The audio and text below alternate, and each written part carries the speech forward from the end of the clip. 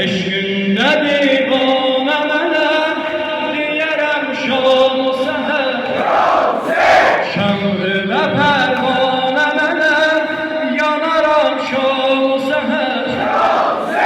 Muharrem'in geldi ama adın düşüp dillere sen alasan mezarı eyle kerem.